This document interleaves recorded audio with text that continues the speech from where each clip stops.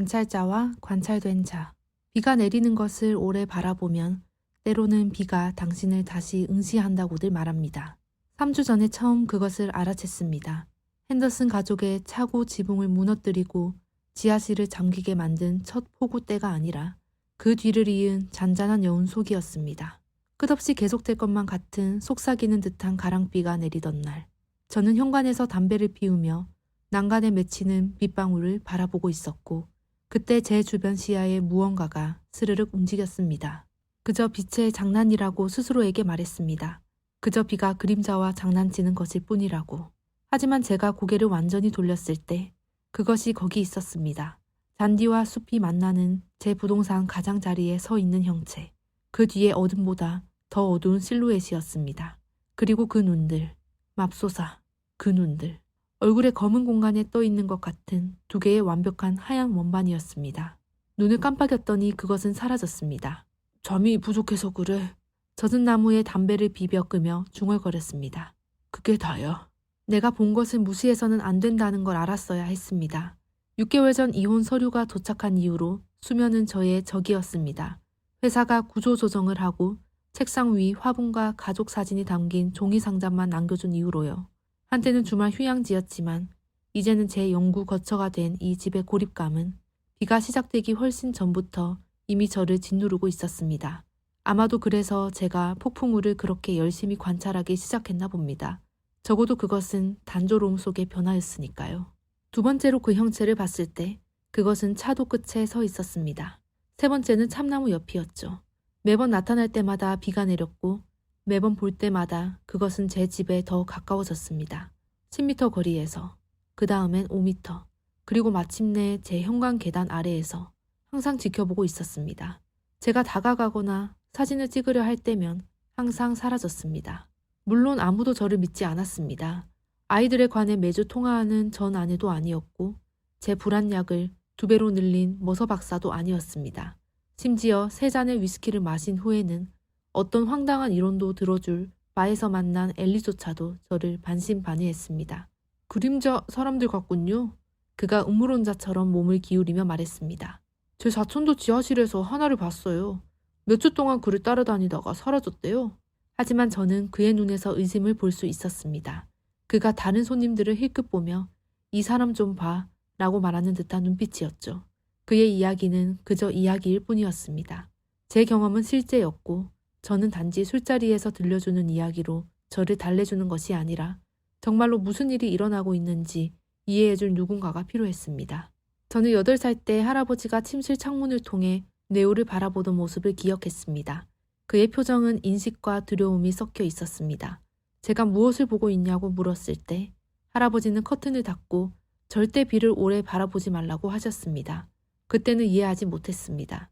지금은 할아버지가 제가 보고 있는 것을 보셨던 건 아닐까 궁금해졌습니다. 기상학자들은 이 폭풍이 수십 년 만에 최악이 될 것이라고 예측했습니다. 저는 물품을 비축했습니다.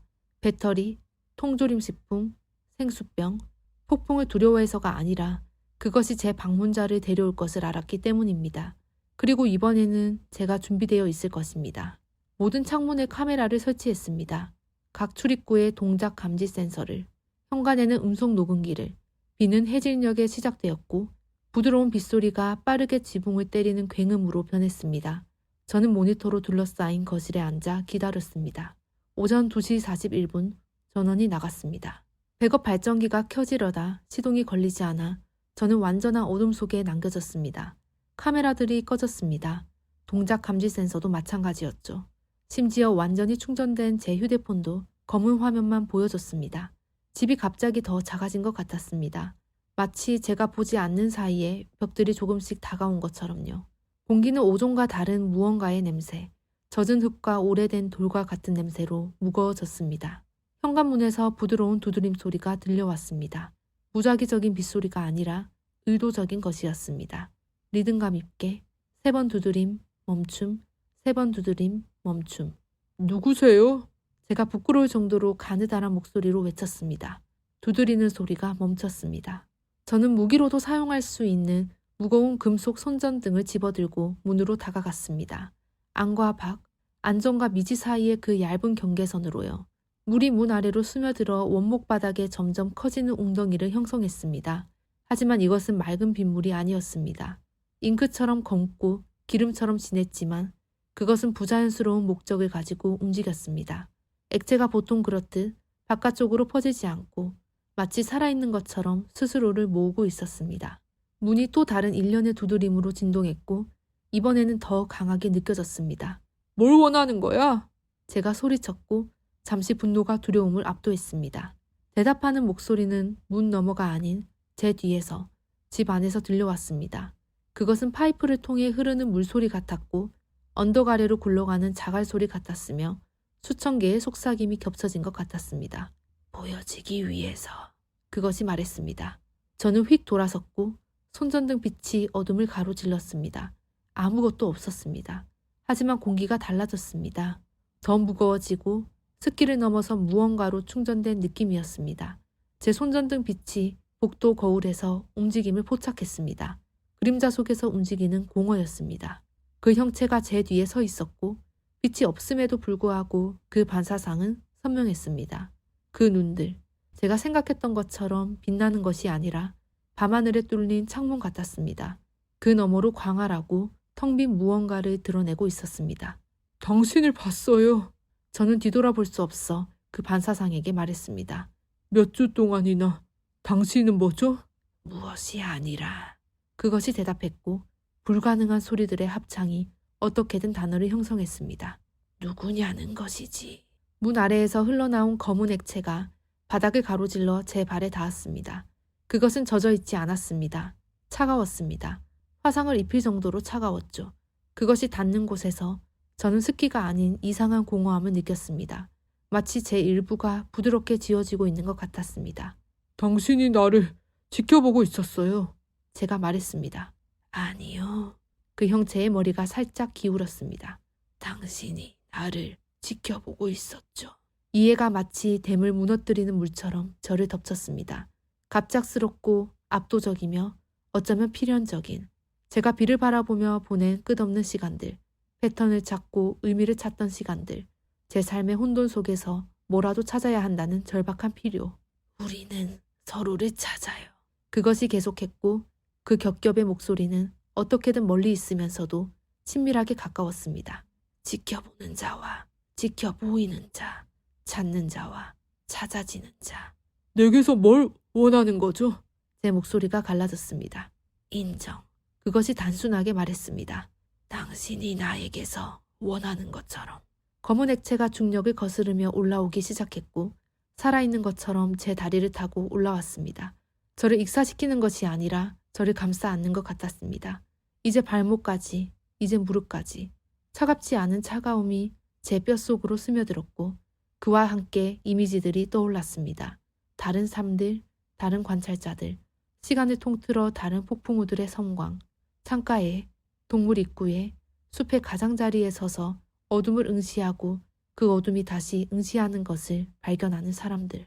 제 할아버지의 얼굴, 나이 들고 아는 듯한 표정으로 지금 제가 짓고 있는 것과 같은 표정으로 폭풍을 바라보고 있었습니다. 우리는 경계선이다. 그 형체가 말했고 그 소리의 배열이 이제 제 머릿속에 있었습니다. 살아있지도 죽지도 않은, 여기 있지도 사라지지도 않은, 우리는 보이는 것과 보이지 않는 것 사이에 서 있다. 액체가 제 가슴, 목, 턱까지 올라왔습니다. 저는 겁에 질려 있어야 했고 그것에 맞서 싸웠어야 했습니다. 하지만 대신 저는 이상한 평화가 저를 감싸는 것을 느꼈습니다. 비의 맛이 제 입안을 채웠습니다. 물이 아니라 고대의 무언가, 최초의 숲, 최초의 바다에 내렸던 무언가. 나도 당신처럼 될 건가요? 제가 물었습니다. 그 형체의 반사상이 미소 지었습니다. 적어도 그것에 입이 있어야 할 어둠이 위로 휘어졌습니다. 당신은 이미 그렇습니다. 그것이 대답했습니다. 당신이 처음 나를 봤을 때부터, 당신이 처음으로 진정 비를 들여다봤을 때부터. 액체가 제 입, 코, 눈을 덮었습니다. 하지만 저는 여전히 숨을 쉴 수 있었고 여전히 볼 수 있었습니다. 그 형체는 더 이상 제 뒤에 있지 않고 제 주변 모든 곳에 제 일부가 되어 있었습니다. 그리고 저는 마침내 그것이 의미하는 바를 이해했습니다. 어떤 사람들은 평생 동안 세상을 정말로 바라보지 않고 살아갑니다. 그들은 표면, 반사, 현실의 얇은 겉면만 봅니다. 하지만 다른 이들, 관찰자들, 탐색자들, 우리는 사물 사이의 공간을 너무 오래 응시합니다. 우리는 빗방울의 패턴, 나무 사이의 그림자, 심장 박동 사이의 침묵 속에서 의미를 찾습니다. 그리고 때로는 우리가 충분히 오래 바라보면 우리가 찾은 것이 다시 우리를 바라봅니다. 폭풍은 아침이 되자 지나갔습니다. 이웃들은 피해를 평가하고 마당에서 나뭇가지를 치우고 밤의 분노에 대한 이야기를 나누기 위해 나왔습니다. 그들 중 누구도 숲의 가장자리에 서서 그들의 집, 그들의 삶을 지켜보고 있는 저를 알아차리지 못했습니다. 그들 중 누구도 제 눈, 그림자로 만들어진 얼굴에 있는 두 개의 완벽한 하얀 원반을 보지 못했습니다. 파란 집에 사는 여자를 제외하고는 아무도 보지 못했습니다.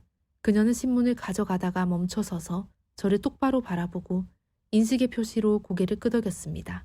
저는 그녀에게서 한때 저를 사로잡았던 것과 같은 외로움, 같은 탐색을 보았습니다. 그녀는 다음 비가 올 때 지켜볼 것입니다. 그리고 저는 그곳에 있을 것입니다. 빗방울 사이의 공간에서 기다리며 지켜보는 자와 지켜보이는 자가 하나가 되는 그곳에서.